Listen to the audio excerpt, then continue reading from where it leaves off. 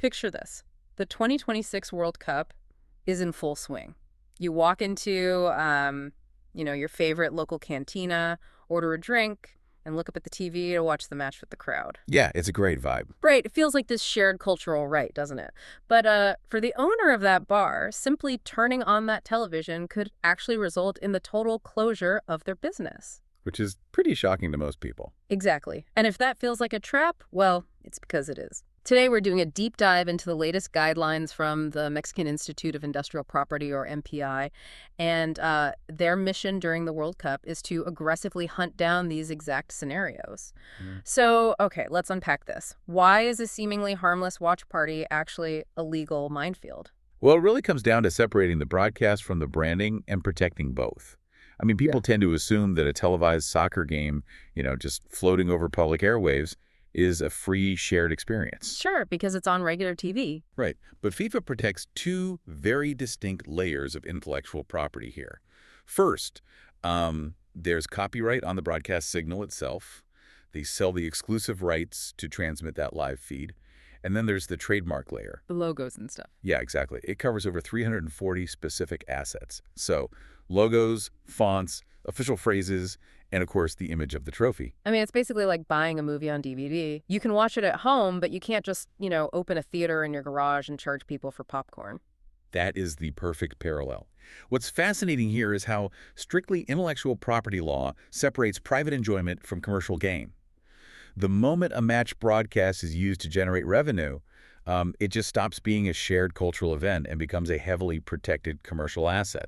Okay, but if the line between cultural event and commercial asset is that thin, how does a local MPI inspector actually prove a bar crossed it? So FIFA actually lays this out in their public viewing regulations using a traffic light system. Oh, interesting. Yeah. The green light is non-commercial.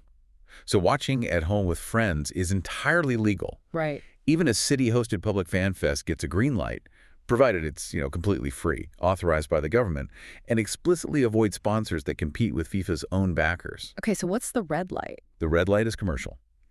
Any direct or indirect economic benefit triggers it. Bars, restaurants, cafes, they all fall under this. Wait, I have to push back here on the indirect part. Okay. If I own, a taco stand and I sell a plate of tacos for 50 pesos on a random Tuesday, and then 50 pesos on World Cup Sunday, my prices haven't changed. There's no cover charge. I haven't directly monetized the game. Yeah. How can FIFA claim I'm profiting off their broadcast? Well, they look at the function of the television screen. You didn't charge a cover, but your foot traffic surged specifically because the game was on. Oh, I see. Right. You use the broadcast as an unpaid marketing tool to draw a crowd and sell more of those 50 peso tacos. That surge in indirect economic benefit classifies the event as commercial. So to do that legally, a business owner must register on FIFA's public viewing portal and pay a commercial license fee based on their venue's capacity. Okay, but let's say a bar owner just decides to risk it and fly under the radar. What are they really facing if they get caught? Well, MPI doesn't just wait around for complaints. They run highly targeted special operations during the tournament. They sweep commercial zones, restaurant corridors, areas near stadiums. Just looking for TVs. Exactly. And if they catch a business transmitting the game without a license, the punishments are immediate business closures and civil lawsuits for damages from the broadcasting networks. That's intense. And the financial penalties can reach up to 20 million pesos. Wait, 20 million pesos would instantly bankrupt a local cafe. Oh, absolutely. And it gets even more granular. A venue might actually, pay the license fee to show the game, but then stumble into a marketing trap that still triggers a fine. What kind of trap? Well, they cannot use the official mascot, the World Cup logo, or the trophy on their menus, promotional flyers, or even their social media. Here's where it gets really interesting. So a bar pays for the license, but they can't even put, a graphic of a soccer ball and the FIFA logo on their Instagram to tell people they paid for it. Nope. They are restricted to plain text only.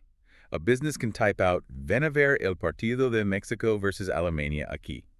That is the limit. Just plain text. Yeah. Even the physical cups and packaging used to serve food during the match cannot feature brands that compete with FIFA's sponsors. Wow.